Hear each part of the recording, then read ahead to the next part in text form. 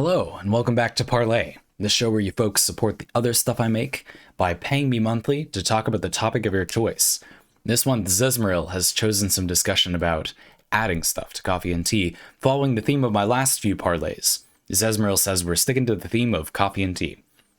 With brewing method and variety discussed before, it seems prudent to ask about additives. Sugar, milk, creamer, spices. All have been used to load up one's drink of choice for as long as tea and coffee have existed. And I just put load up in really early. Some love to load down their drink with these additives. Others prefer to omit them entirely. The question here, how might one decide to moderate this for an optimal experience? It goes without saying this might be a case-by-case basis, with some teas and coffees standing well on their own, while others might need a little help becoming more palatable. Cool. I have really good examples for this topic. I think I have very usable advice for this subject. Great. That's not entirely common. We're going to go from a certain perspective in this parlay. We're going to assume you have done some of what we talked about in the previous parlays that Zez has requested. This is for Zezmeril, so you might need to catch up on those, or I'll very briefly summarize. We're going to assume that you have gone through some process, which I detailed in those previous parlays, to confirm that the coffee or tea that you have isn't brewed incorrectly. It's not your water or anything. You have discerned the flavor of that coffee or tea, but you do not like it, basically. You bought a coffee or tea, and you made it, and you know that everything is right, as per se, but you do not really like everything about the product that came out. You probably will like some things about what came out, but you don't like something about it. You obviously don't want to waste the thing you got. In fact, you kind of even like some things about it, but you're not really enjoying it in this form. What do you do? And you've done what I suggested in previous videos. You have it, plain to start. You just have the coffee or tea. There's nothing in it, but you could add stuff to it. You could brew it differently. Like how? That's what we're going to do. Cool? So that's the situation we're operating from. Again, I can give you some pretty specific examples of this. I'm working on more ways to do this at the moment, so I'm happy you asked. There are a few things to keep in mind. Maybe we can do them at the end, but yeah, you said like what types of coffee and tea maybe are more likely to want stuff in them.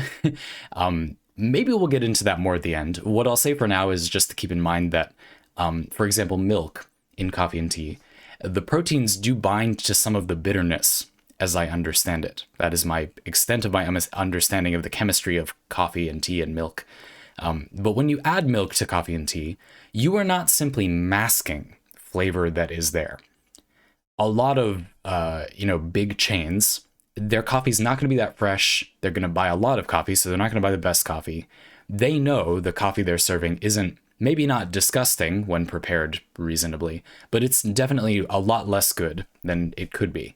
And they know that, and so they're making a drink that you might think of it as hides the bad taste of their coffee, but I would like to suggest that you think of it for this parlay more like they're making the drink that has the most synergy with what is left of their ingredient. Their coffee doesn't have all the beautiful aromatics and flavors that other coffee might, and they know that, but it does still have a strong, bitter body that tastes pretty good to most people when it's mediated by milk. That's not necessarily only, anyway, hiding the unpleasant flavor of their coffee. It's taking advantage of what positive qualities remain. I am as negative as anyone else about some of these businesses that I'm referring to, but it's important to keep in mind that from a culinary perspective, there is something wise happening here. There's not nothing to learn from that. Conversely, actually, a lot of the benefit of what we're going to talk about today is that you can customize it to your tastes. So, for example, sweetening, they're probably not going to sweeten it the amount you want. So you can do that yourself this way. That's good. Okay. Clearing my throat. Have some water on hand to cleanse your palate.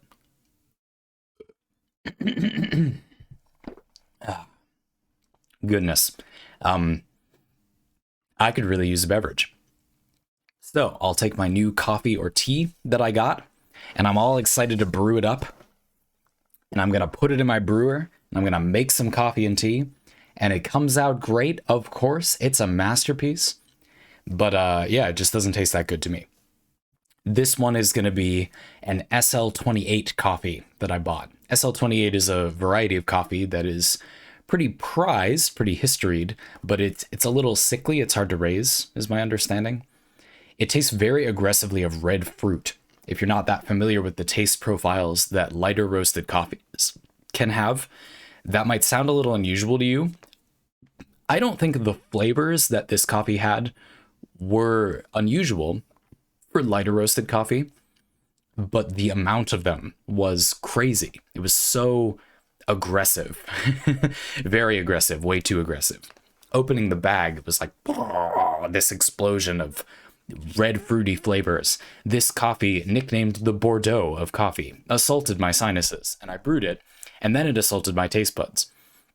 And yeah, I didn't like it. It was just too much. It wasn't super acidic or super sweet. It had a lot of that beautiful natural sweetness coffee can have. Not sugary sweet. It's hard to describe this if you haven't had it, but a gentleness or softness. I hesitate to say smoothness. That's really when people say they found a coffee smooth.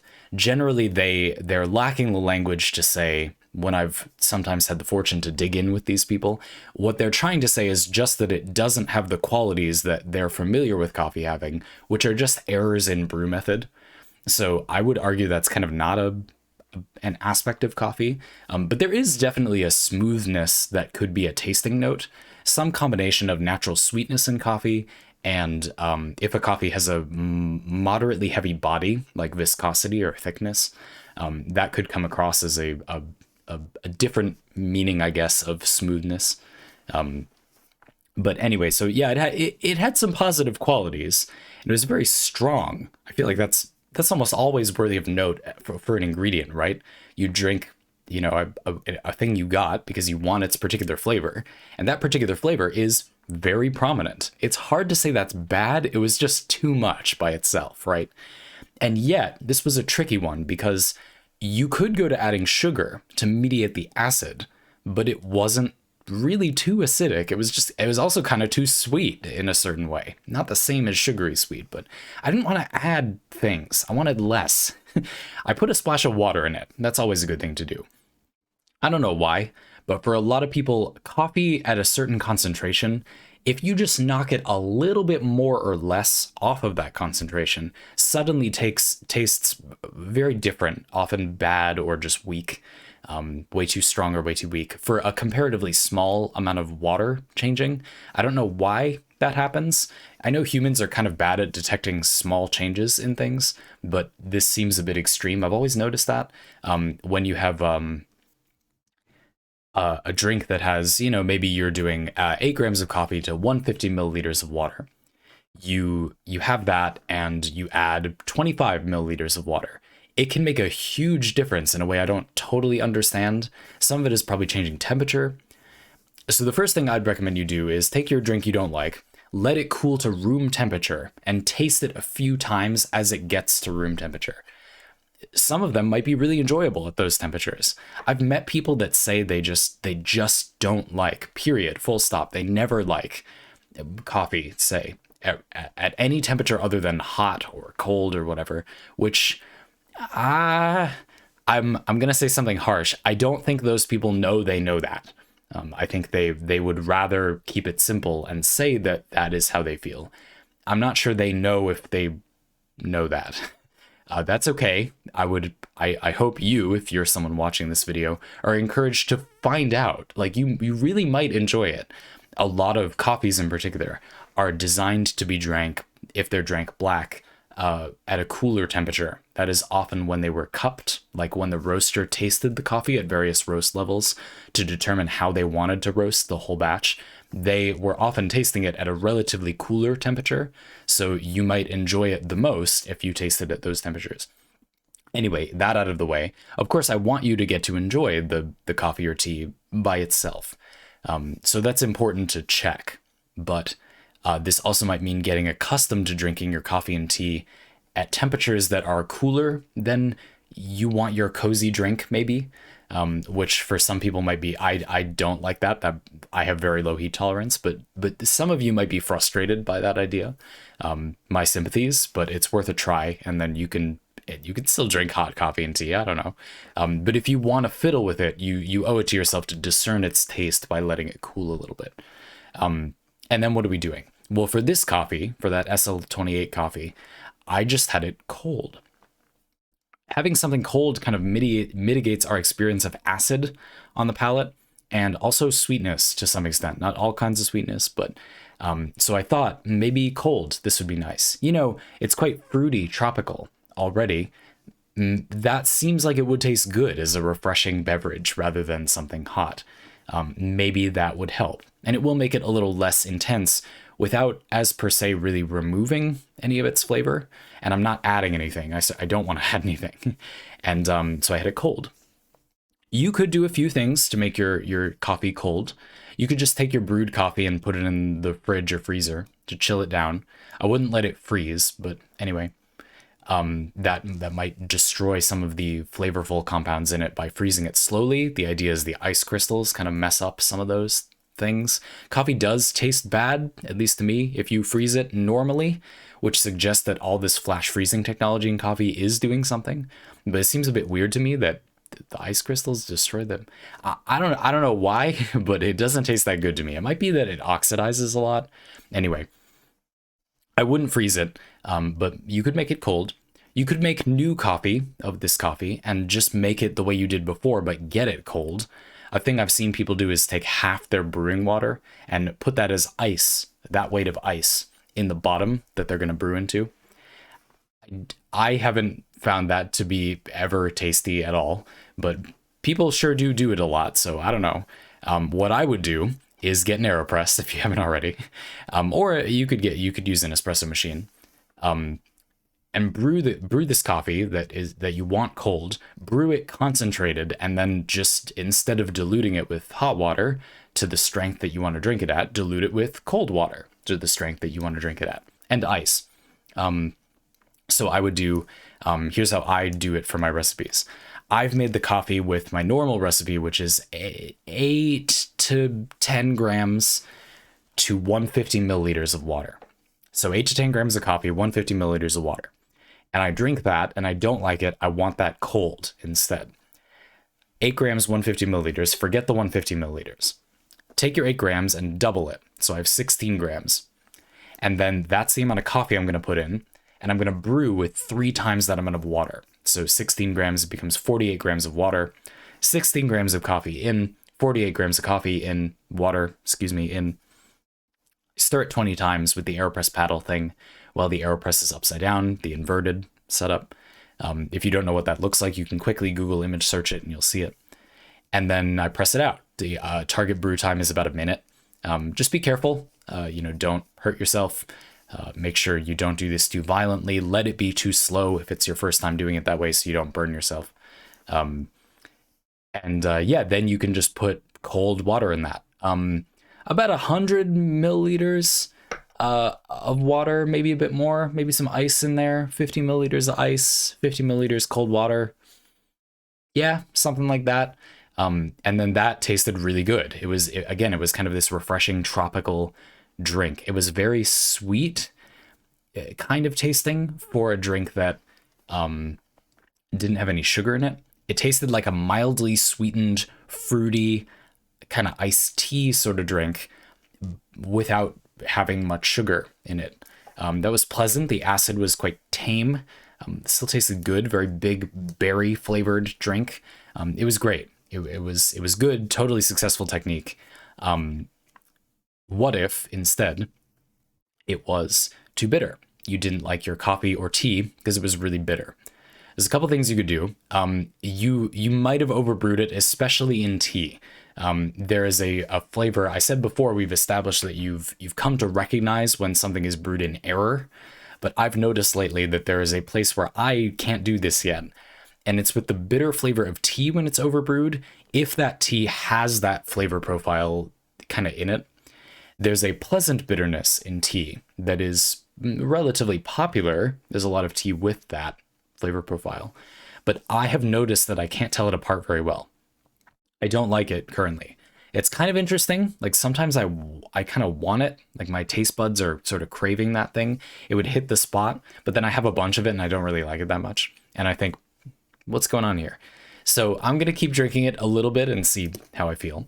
But yeah, that bitter flavor sometimes is just in there. You also maybe you just did overbrew that tea or whatever, and that's what you have. Like there's no more. That's it. There are some things. Again, first of all, considering letting it cool down, see if that changes, but it probably won't in this case. Adding some water. Of course, you might enjoy it. You might just dilute it so much that you can drink it, but it doesn't really taste like anything. The tea might just not be that good. The coffee might just not be that good. If it's very roasted coffee, that is often done with coffees that didn't taste so beautiful to begin with. And so it's possible that there isn't anything to salvage. I said the kind of premise of this video is we're trying to find the flavors you did like and then save them. You may not know what those are for these things. We talked about earlier as well how the obvious thing is that these very bitter tasting coffee and teas, they will make good base ingredients for milk drinks. They will, in fact, having strong bitterness might make them taste a bit better in milk drinks because they'll be more noticeable without being overwhelming. Good, try that, sure. But we already kind of got into that. That's you can do that if that's something you want to do. For tea, I wanted to quickly note how you might make really concentrated tea. I'm kind of fiddling around with ways I like to do this personally. Now, if you got an AeroPress, you can do something kind of similar to what I suggested before. I have a secret. I have a trick. I actually brew my tea in the same liquid volume as I brew my coffee. So it's not perfectly scientific, but you can just do the exact same thing to your tea recipe that I did to my coffee recipe.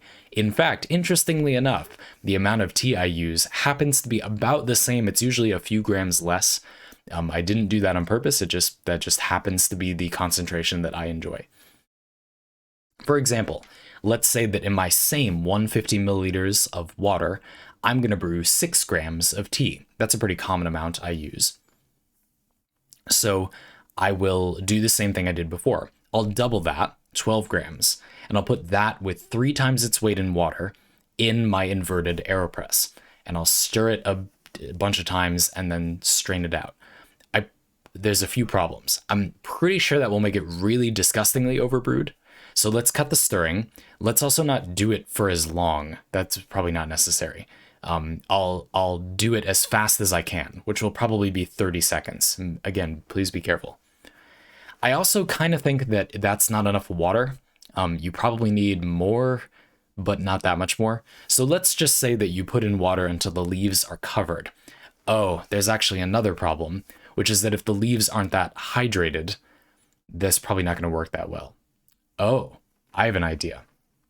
When you brew your tea in that format where you've got your teapot that has a small volume, you're putting in, 6 grams of dry tea, and then you're pouring in, this is 150 milliliters. You'll give it a rinse, so just dump that out. But then put in 150 milliliters of water again, and wait, 20, 30 seconds to start, and then pour it off. In coffee, that would be your finished product, but in tea, that's only your first steep of many with that, 6 grams of tea, right?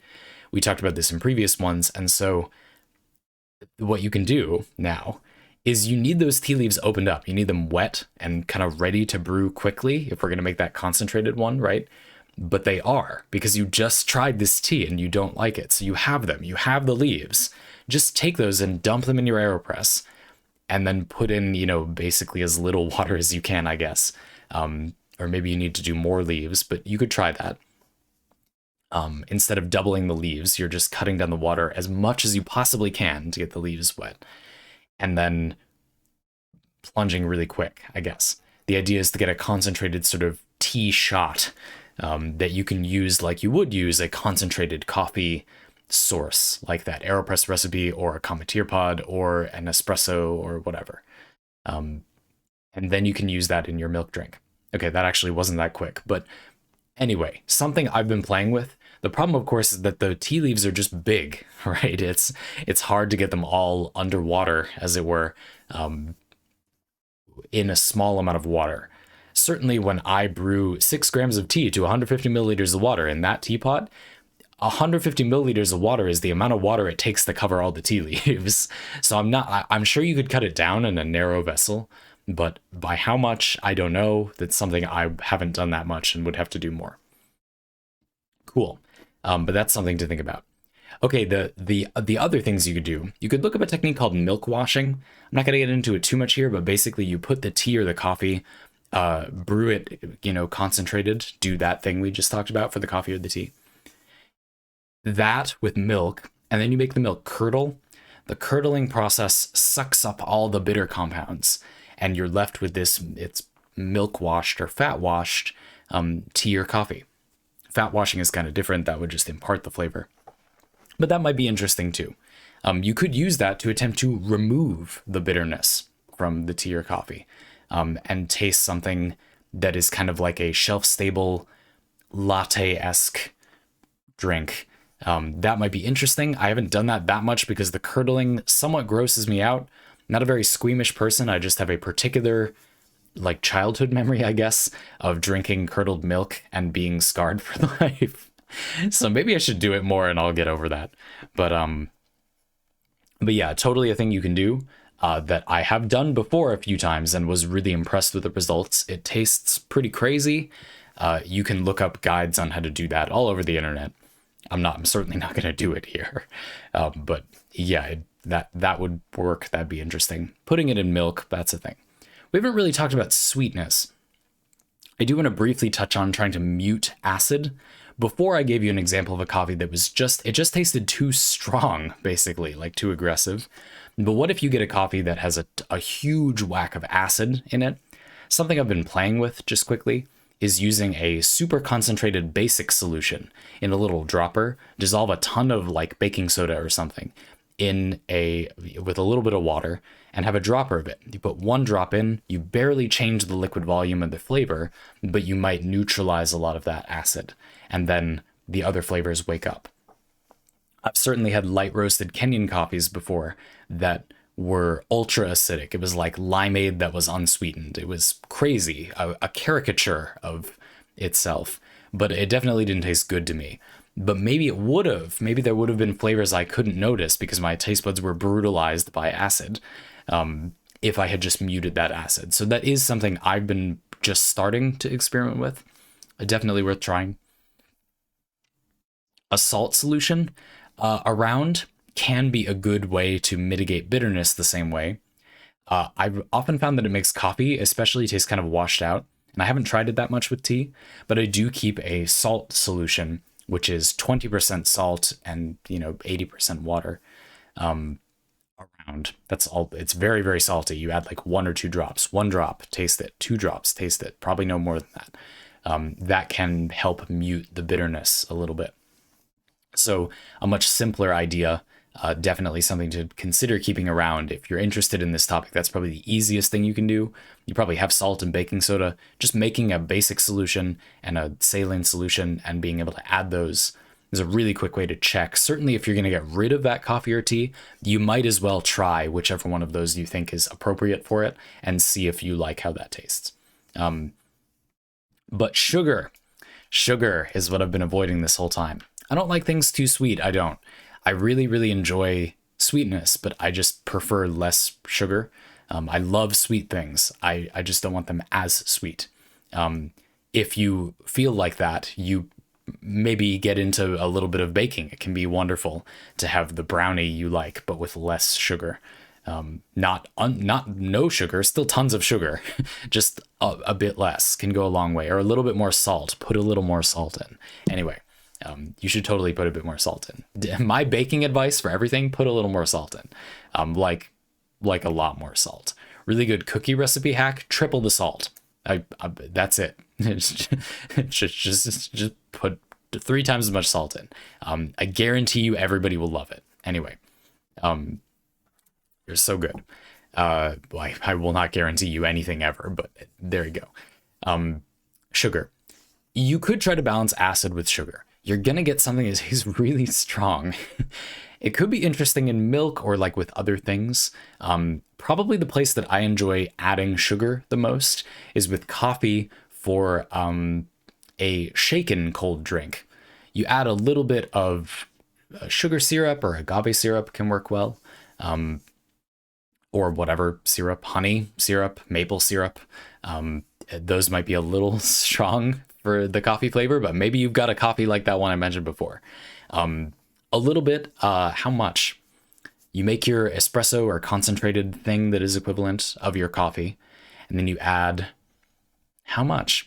Yeah, maybe try half an ounce, or like, what's that, 15 milliliters or something, of your sweetener syrup.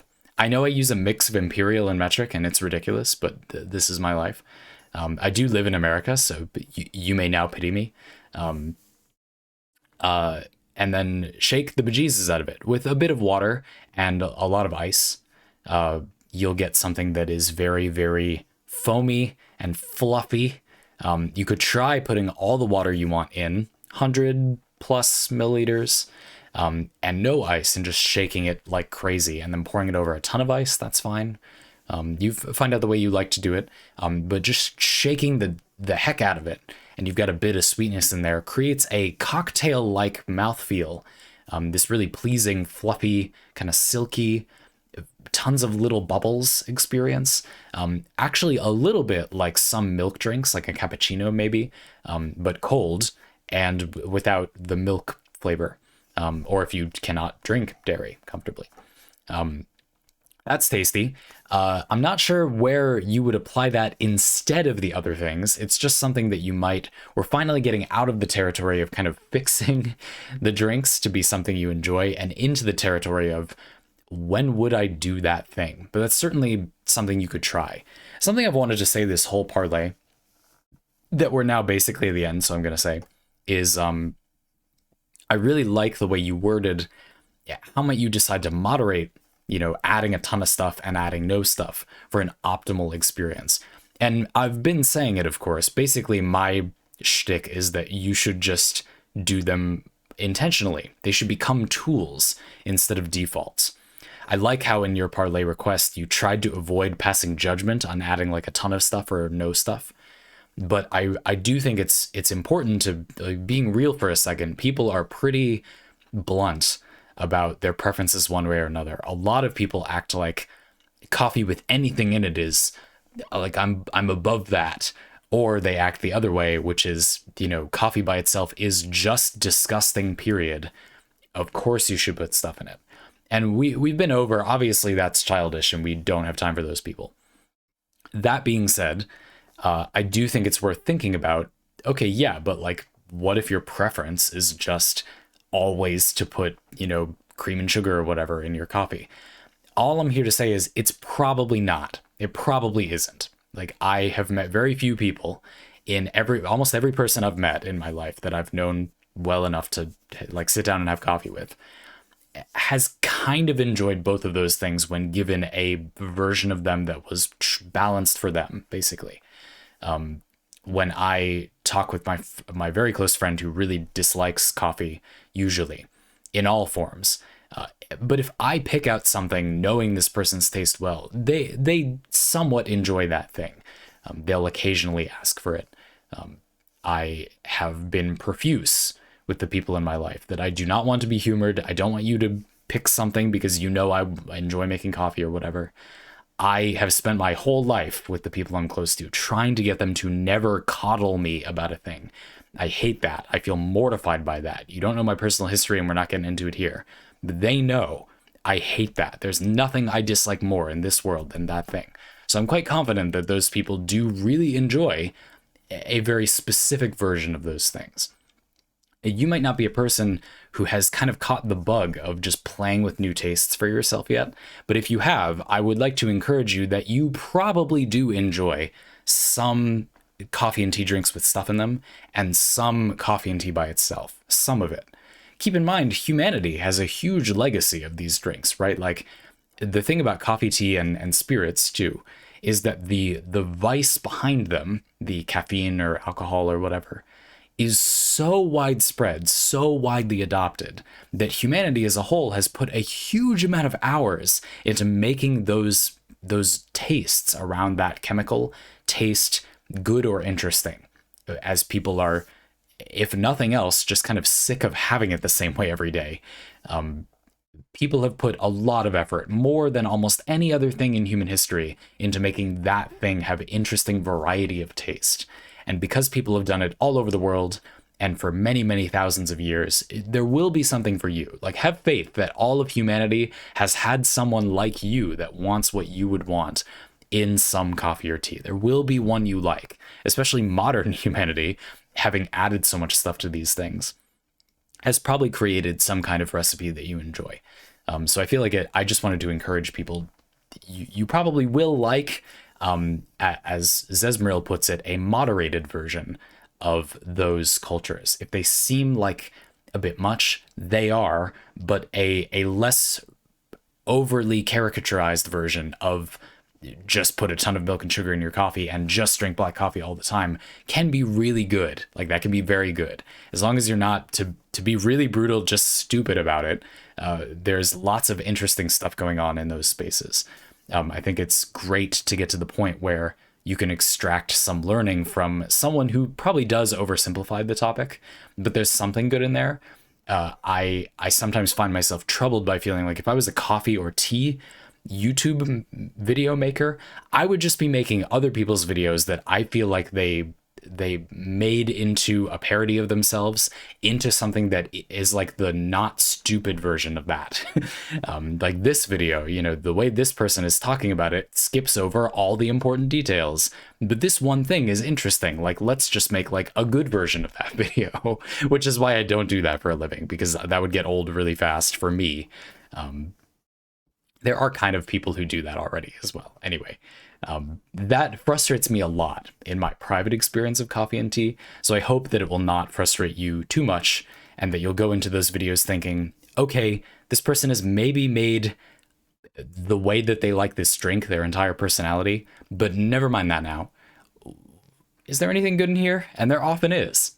And so I don't know, like, I'm not trying to write off those types of creators entirely, but I actually completely am trying to do that. And there's lots of helpful stuff in there. I strongly encourage you to go look at other people's advice in this subject, but just go in prepared for them to be going extreme for no good reason, basically. When you read, I'll give you an example. I should really give you an example because this sounds like it's coming out of nowhere. The AeroPress World Championship recipes are where I adapted my concentrated AeroPress brewing thing from. And if you read those recipes, you'll notice it's often very similar. They're often brewing this concentrated inverted thing and then they dilute it down. And there's a lot of reasons why they do that I don't think you really need to understand, but for this example, I'm just going to explain. One of them is that a lot of the judges are going to taste their coffee's characteristics more if it's cooler, but the competition is timed. So if they can brew a recipe where they can add cooler water to the drink, that's advantageous. Additionally, you'll see them using paper filters. A lot of the people on the AeroPress subreddit insist, and I think they're absolutely right, that it doesn't really make any difference to rinse your AeroPress filter papers. Have you seen them? I mean, it's a tiny piece of paper. How bad can it really make it taste, right? And indeed, if you compare side by side brewing a normal strength AeroPress recipe with the paper rinsed or not, I swear to you it's indistinguishable. To be blunt, I think if people think they can taste the difference, they are lying, and if they're blindfolded, they won't be able to tell. They might not be maliciously lying, but let's just move on. The concentrated recipe. Okay, so it is less liquid volume. Maybe those people tested and felt like it did make a difference, but you know what's probably more likely? They're in a competition. If it tastes that 1% more different, 1% better, if they do rinse the paper, imagine losing the competition and you didn't rinse the paper and your competitor did, who won. It would haunt you. I know you would say to yourself, I know because I'm a skilled brewer that it makes little difference to rinse the paper, if any. But what if that was the difference? I also think there's some weird stuff about evenly extracting the coffee, like the paper getting wet at different parts at certain times. whatever. Like for us brewing at home casually, not for a panel of world championship judges, it obviously doesn't matter. So going to those recipes and reading, well, they did all these fussy things. Do I need to do that? Have the confidence to look at it yourself and say, there might be a reason that in their personal context isn't that stupid, but which for me is a waste of time, why they did that, but I'm not going to do it. Have the confidence to just fiddle with the recipes yourself. They just made it up too. They're qualified for their different context to make up a good recipe, but so are you. You have your taste buds, you're fine. You fiddle with the recipes. Don't do exactly what someone else says. Go off the book. Think about why they're recommending doing what they're doing, just as you confidently don't do it. It's good to engage with why they did the recipe that way, while keeping in mind that they probably just had priorities that are more extreme than yours, and so you don't really need to do the same things. And maybe that a lot of people insisting that a super minor detail about their tea brewing or coffee brewing makes a big difference. It might just be because they're so involved in that. They've made it their entire personality. I hate to be rude like that, but it's true. People do that. That they kind of need there to be some complexity like that to chew on a little bit, but there kind of isn't. It's not because the person is crazy. It's because they are hyper focused and humans notice patterns when they're like that. But you should ignore them though. And I think that helps a lot. So the last bit of this parlay is really just, I know a slightly snarky way to say, to look at other recipes, but you're probably going to want to be ready to modify them, to fiddle with them a little bit. I didn't go that much into adding a bunch of ingredients to a bunch of different coffee and tea, because you know who just did a parlay about that? Lord Rusty's parlay, which will come back in January for its part 2, will probably be of great interest to Zezmeril. I noticed you both requested these on the same day of this month as well, so it might be that you at different times, but anyway. So Zez, I'm sure you saw that parlay and you're probably excited for it too. If you want like a lot of recipes rather than just like how would you consider adding ingredients in a moderated way to make something taste great, however it might taste great, in terms of adding mostly sugar, that parlay will definitely cover that topic. So I hope you were okay with me focusing on stuff that wasn't like that for this parlay. Again, I hope that helps. I hope, snark aside, that you can appreciate that there are a lot of other valuable things to learn from people that are really heavily biased toward one or other end of the spectrum, but you're going to need to kind of moderate those things to make them useful. Again, a lot of really interesting recipes from your mainstream coffee chains. You're probably just going to want to put, I would guess, probably not more sugar, let's say it that way, in. And I would maybe consider using better coffee or tea. But yeah, a lot of those drinks are really tasty. I think when people recreate like the pumpkin spice latte from Starbucks, that's probably the most obvious example, right? Personally, I think that makes a ton of sense for this exact reason, because the idea of the drink is obviously good, appealing to a lot of people because it is so ludicrously popular. But it's also obviously vastly inferior to how good it could be, because that's not their business model. So you making it yourself, it's probably going to be sick. It's also not that hard. You just make a spice syrup and make a latte with it. Like, it's not exactly rocket science. It requires getting some ingredients, but you'll make something real nice. And at the end of the day, making them yourself, if you don't go get them at the chain, probably cheaper too, like not much cheaper. You'll get your nice spices. You'll spend a ton of money up front, but then for the whole winter, you've got on tap pumpkin spice lattes. Yeah, I mean, I did this. This is why I'm talking about it this way. I kind of like that category of drink, but I don't like the Starbucks one, and I can't really get them to make it less sweet because their flavor is in their syrup. What I would need to do is either get some of the flavor out of the syrup or make a much stronger flavored syrup that isn't that sweet, which is what I did. But there, I can't really tell them to do that. They have their syrup. It's at that concentration. If I want less sugar, I get less flavor in a way I didn't want. So I either have to over flavor or put some of the flavor in outside of the sugar. And so you could do both pretty easily. And yeah, have something delicious. It wasn't really hard. It just required a little bit of trial and error. The easy way to do it is just make your syrup very, very heavily spiced. And then if you need to, you can add plain sugar syrup to dilute it down. That's the easiest thing to do. That's what I did. I actually got the amount of spice right away. Cram that pan full of cinnamon sticks, I'm telling you.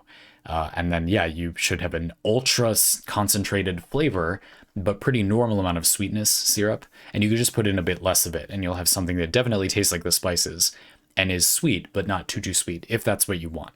So, yeah, again, I didn't get into that too much in this parlay because honestly, I think it's fairly straightforward. It's more important, I think, to impart to you the confidence that you can make something you'll like for yourself better. That's basically always true. You should almost never do exactly what everybody else is doing.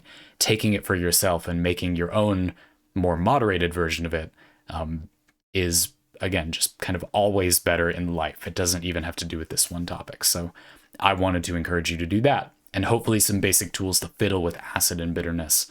Okay, I'll cut myself off.